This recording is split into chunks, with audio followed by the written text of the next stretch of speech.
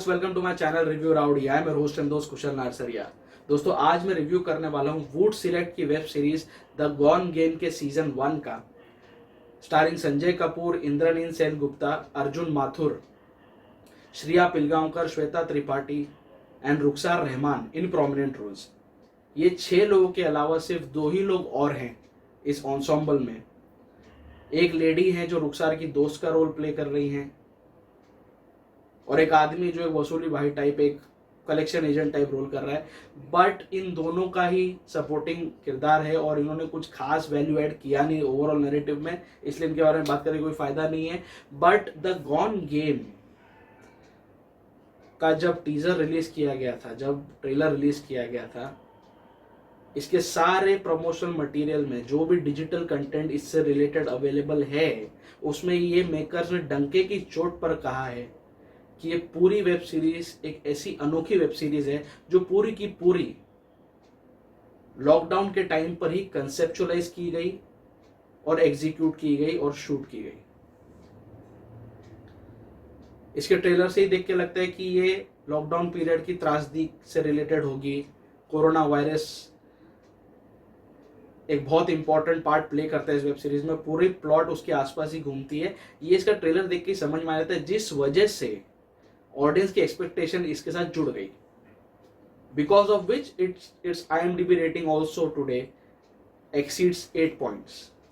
But आज तक मैंने हमेशा अलग अलग लिस्ट देखी है अंडररेटेड मूवीज की, अंडररेटेड वेब सीरीज की, बट ये पहली वेब सीरीज मुझे ऐसी लगी जो ओवर रेटेड है।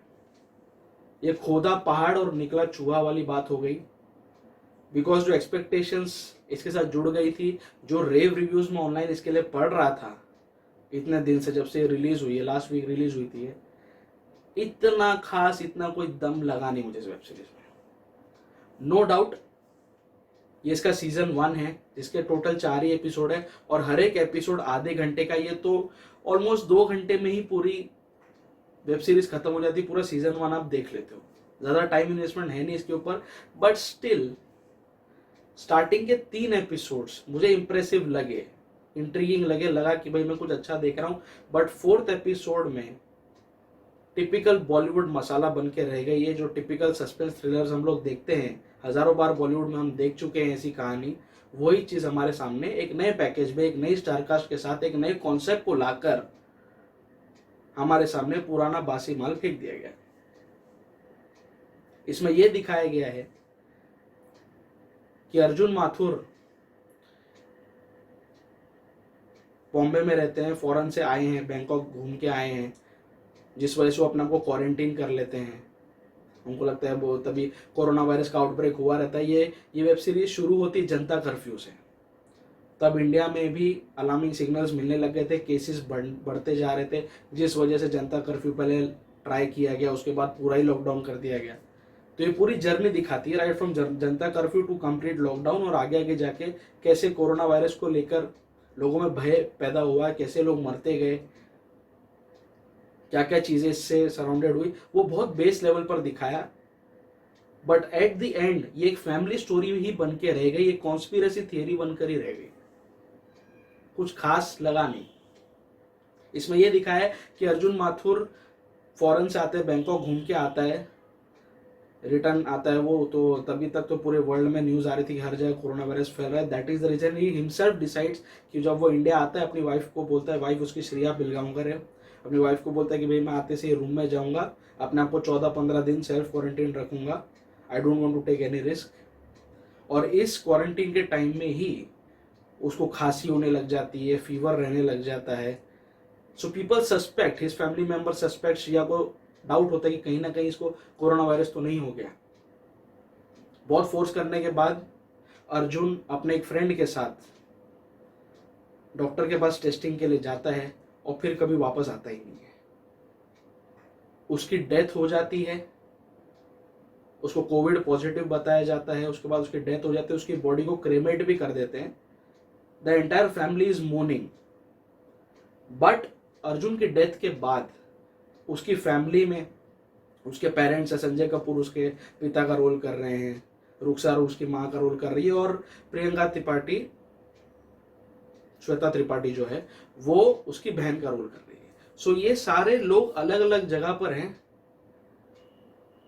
दिल्ली में एक बहुत बड़ा बिजनेसमैन है संजय कपूर, वो वहीं पर है, कहीं पे भी ट्रैवल कर नहीं सकता। अपने बेटे के क्रिमेशन पे भी बेचारा आ नहीं पाए बिकॉज लॉकडाउन था पूरी कंट्री में। रुखसार कोई अलग ही लोकेशन पे और श्वेता त्रिपाठी कोई अलग ही लोकेशन पे, और बचता है ये श्रेया पिलगांवकर जो अपने पति के साथ ही रह रही थी। तो श्रेया को भी अपने पति से लास्ट मोमेंट पे मिलने नहीं देते हैं, वो बॉडी कोरोना वायरस के पेशेंट बोल के हॉस्पिटल वाले ही जला देते हैं। The entire family is morning, ऐसा लगता है चैप्टर खत्म हो गया, बेचारा कोरोना से मर गया। बट अर्जुन की डेथ के बाद उसकी फैमिली मेंबर्स के साथ कुछ अजीबो गरीब चीजें होने लग जाती हैं, कुछ घटनाएं होने लग जाती हैं, जिससे ये सिग्नल्स मिलते हैं कि शायद अर्जुन मरा नहीं है, वो जिंदा है।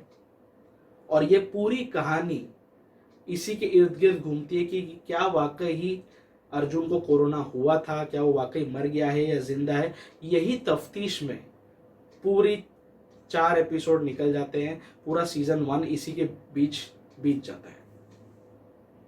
So here is what I liked about this web series. Concept नया है, अच्छा है। शूटिंग करते वक्त काफी चैलेंजिंग रहा होगा बिकॉज कोई भी कैरेक्टर स्टार्टिंग के 3 एपिसोड्स में एक दूसरे के आमने सामने नहीं आता। They are just chatting with each other, they are just dealing with each other through video calls. अलग अलग लोकेशंस पे लिया गया है, तो ये ट्रांजिशन जो दिखाया गया है, अभी बाप बोलेगा फिर माँ बोलेगी फिर वो इमोशनल कनेक्ट दिखाएंगे, ये बहुत अच्छी तरह से और बहुत कन्विंसिंग वे में दिखाया गया और ये मेहनत स्क्रीन पर दिखाई देती है। दूसरा, स्टार्टिंग के 3 एपिसोड्स आपको पूरी तरह से बांध के रखेंगे। मैं तो यही बोलता हूँ कि अगर आपको एक फील गुड फीलिंग के साथ इसकी सीरीज को खत्म करना है, इससे बाहर निकलना है, तो आप 3 ही एपिसोड देखो। 4th एपिसोड देख के फायदा नहीं बिकॉज आपका मूड खराब हो जाएगा, क्योंकि ये वापस कन्वेंशंस में आ जाती है। 3 एपिसोड में लोग एक स्टैंडर्ड रेस करते हैं, बट 4th एपिसोड में सब कुछ टिपिकल बॉलीवुड मसाला जैसा हो जाता है। तो 3 एपिसोड काफी अच्छे हैं, सभी एक्टर्स की परफॉर्मेंस बहुत अच्छी है। Special mention of Arjun Mathur, Sanjay Kapoor and Shreya Pilgaonkar. Shweta Tripathi इतनी खास लगी ही नहीं, रुखसार जी का कुछ खास काम था नहीं, बट ये 3 लोग स्टैंड आउट कर गए, संजय कपूर, श्रेया पिलगांवकर एंड अर्जुन माथुर। इंद्रनील सेनगुप्ता को पूरी तरह से वेस्ट कर दिया गया। वो एक अच्छा एक्टर है बट इसमें कुछ उसका खास पोटेंशियल यूज किया नहीं गया। दूसरा, इसका सबसे बड़ी खासियत है जो right feeling, right amount of emotion जगाती है, वो है इसका बैकग्राउंड स्कोर। बैकग्राउंड स्कोर काफी ज्यादा अच्छा है और टू द पॉइंट है। जहां जहां पर जरूरत लगी बैकग्राउंड स्कोर डाला गया और उसने हर एक सीन का इसका इम्पैक्ट नेक्स्ट लेवल पर लेके गया। सारी लोकेशंस अच्छी हैं, जो ट्रांजिशन दिखाया है अलग अलग वीडियो कॉल्स में एक कैरेक्टर से दूसरे कैरेक्टर पर चीजें शिफ्ट होती हैं, ये बहुत ही स्लिक है और बहुत अच्छी तरह से शूट किया है। डायरेक्शन अच्छा है फॉर द फर्स्ट 3 एपिसोड्स। अब मैं बात करना चाहता हूं इस वेब सीरीज की खामियों की। स्टार्टिंग का 15 minute of the first episode, हर एक एपिसोड 27-28 मिनट का है, जिसमें से पहले के 15 मिनट पहले ही एपिसोड के आपका दिमाग खराब हो जाएगा because till the time you are only making the family tree in your memory. फटाफट फटाफट ट्रांजिशंस होते हैं, ये आ रहा है, रुखसार आ रही है, अब फिर स्क्रीन पे आपको संजय कपूर दिखेगा, फिर स्क्रीन पे श्वेता त्रिपाठी अचानक से दिख जाएगी। तो ये कनेक्शन बिठाने में थोड़ा टाइम जाता है। एज अ व्यूअर आपको समझने में टाइम जाता है कि कौन किसका क्या लगता है। धीरे धीरे पूरा एस्टेब्लिश होता है कि हाँ, रुखसार और संजय कपूर हस्बैंड वाइफ है, उनका बेटा है अर्जुन माथुर और श्वेता त्रिपाठी बेटी है उनकी, इंद्रनील सेनगुप्ता इनका फैमिली फ्रेंड है एंड दिस एंड दैट। तो ये सारा जो पूरा ट्री बनाते हैं आपकी, कौन सा कैरेक्टर क्या है, किसकी क्या प्रेजेंस है, इसमें पूरा 15 मिनट तक जाता है और पहला एपिसोड आधा इसमें खत्म हो जाता है, which is a very tedious task as a viewer. थोड़ा इनको कहीं ना कहीं रीफर्बिशिंग करके या थोड़ा किसका बैक स्टोरी वगैरह दिखा के इनको कुछ दिखाना चाहिए था, ताकि एक प्रीमाइस इजीली सेटअप हो जाए ऑडियंस के मन में, जो नहीं हो पाई। सेकेंडली, इसका 4th एपिसोड पूरा मूड खराब कर देगा। जो आजकल सारी मेजोरिटी वेब सीरीज में गाली गलौज होती है जबरदस्ती की, पुलिस वाले ओवर्टली एग्रेसिव होते हैं, वो सारी चीजें 4th एपिसोड में डाल दी, जिस वजह से मूड खराब हो गया। एक स्टैंडर्ड की वेब सीरीज बन रही थी और 4th वाले में ये लोग ने आके टिपिकल कचरा कर दिया। और इसकी IMDb रेटिंग 8 पॉइंट से ज्यादा इसलिए शायद क्योंकि आजकल की जनता को पता नहीं क्या हो गया है, ज़्यादा चैटिंग वैटिंग दिखाते हैं ना कोई भी मूवी में, वेब सीरीज में, हाय हेलो लमाओ और एक गोल लॉल वॉल करने के चक्कर में इसकी रेटिंग्स बढ़ जाती हैं, लोगों को बहुत जल्दी कनेक्शन फील होता है फॉर सम स्ट्रेंज रीजन। ये जो चिट चैट लॉल लमाओ की जो भाषा ज़्यादा यूज़ कर लेते हैं ना, OMG हाय, ये वो जो जो करते हैं, जो नाटक जो भी करते हैं, जो चैटिंग वेटिंग पे होता है, ऐसी वेब सीरीज ऐसी मूवी में ज़्यादा सीन्स अगर हो गए ना तो उसकी रेटिंग्स बढ़ते हुए देखा है मैंने। सो इसीलिए its IMDb ratings are highly deceptive, उसके भरोसे मत रहना। स्टार्टिंग के 3 एपिसोड ढंग से देखो और सीरीज बंद कर दो, 4th वाले एपिसोड में कुछ खास दम है नहीं। और प्लस लास्ट एपिसोड जबरदस्ती ड्रैग किया गया, and since you don't know the premise, do you don't know the background of any character, क्योंकि चालू ही जनता कर्फ्यू से होती है, तो बैक स्टोरी दिखाने के लिए कहाँ जाएंगे ये लोग, अगर ये लोगों ने लॉकडाउन में ही शूट किया है तो शायद शूटिंग वूटिंग की परमिशन नहीं मिली होगी ओपन लोकेशंस में, तो वो एक रिस्ट्रिक्शन था जिस वजह से आप कैरेक्टर से डिस्कनेक्टेड फील करते हैं, जिस वजह से आपके दिमाग पे लोड आता है कि ये क्या चल रहा है, उसको डेसिफर करने में आपको थोड़ा रिवाइंड वगैरह करना पड़ेगा, which is a tedious task. Still the effort is very much impressive. Starting के 3 एपिसोड देखो, 4th एपिसोड की खामियां आपको झेलनी पड़ेंगी, अगर आप झेल लेते हो। अब सीजन 2 में क्या दिखाते हैं ये लोग मुझे नहीं पता, अब तो अनलॉक हो गया है, पता नहीं कब ये लोग शूट करेंगे क्या है, बट सीजन 1 में जो एक्सपेक्टेशंस थी, जो रिव्यूज जिसको मिल रहे थे, मेरे हिसाब से तो मुझे इतना कोई खास दम लगा नहीं। स्टार्टिंग के 3 एपिसोड ढंग के हैं, बाकी 4th एपिसोड एकदम मंडेन है, एकदम रूटीन है, और जो सस्पेंस खुलता है दैट इज कम्प्लीटली, बोलते हैं ना, बचकाना है, वेरी किडिश, जो 4th एपिसोड में ये लोग खोल देते हैं। तो इसीलिए वो सारा मज़ा किरकिरा हो गया जो स्टार्टिंग के 3 एपिसोड में आया था। सो इसीलिए इट्स अ वॉचेबल कंटेंट, एक अच्छी वेब सीरीज है, लेकिन ये सिर्फ 1 टाइम वॉच बनकर रह गई है, जिस वजह से my rowdy rating for Voot select web series the gone game season 1 will be just 3 out of 5। So आपके ऊपर ये डिसीजन मैं छोड़ता हूँ, आपको ये वेब सीरीज देखनी है तो इसमें कोई नुकसान नहीं, 2 घंटे की है, अदरवाइज अवॉइड भी कर दोगे तो ऐसा कुछ नहीं कि आपने कोई असुर छोड़ दी या आपने को उस लेवल की वेब सीरीज आपने छोड़ दी। इससे बेटर फ्लैश वगैरह देख लो, that's way better than this one.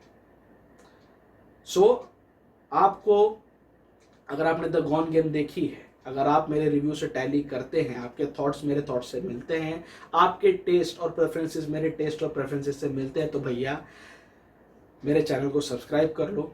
Subscribe का बटन दबाने के साथ साथ उसके बाजू में जो बेल आइकन है उसे भी दबा दो, ताकि जब भी मैं अपना कोई नया रिव्यू अपलोड करूं किसी वेब सीरीज का, किसी मूवी का, या मैं बीच बीच में आके कोई ना कोई अच्छी मूवी आपको रेकमेंड करते रहता हूं, तो आपको तुरंत उसका नोटिफिकेशन मिल जाएगा। आप लोग मुझे फेसबुक, इंस्टाग्राम और ट्विटर सभी जगह पर फॉलो कर सकते हैं। सभी जगह पर मेरे प्रोफाइल्स, मेरी ऑनलाइन आइडेंटिटी रिव्यू राउडी के नाम से ही है। The digital partner of this channel is 5 About digital and the को ब्रांडिंग पार्टनर इज चाय पकौड़ा प्रोडक्शंस।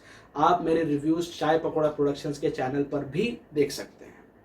सो बहुत जल्द, इनफैक्ट मैं ऑलमोस्ट अभी डेली आऊँगा, बिकॉज कल मुझे सड़क 2 का रिव्यू करना है, उसके बाद मसाबा है और बहुत सारी चीज़ें इस फ्राइडे में रिलीज हो रही है। मुझे तो लग रहा है साला ये लॉकडाउन के पहले ही इतनी वेब सीरीज नहीं बन के आती थी जो अभी लॉकडाउन में आ रही है। लोगों ने इतना सारा शूट करके रखा हुआ था। So I am also very much busy. मेरी पीड़ा समझो। आपको कौन सी वेब सीरीज अच्छी है, कौन सी देखनी चाहिए, कौन सी नहीं, उसके लिए मेरी बहुत मेहनत लगती है, मेरे को बहुत टाइम निकालना पड़ता है।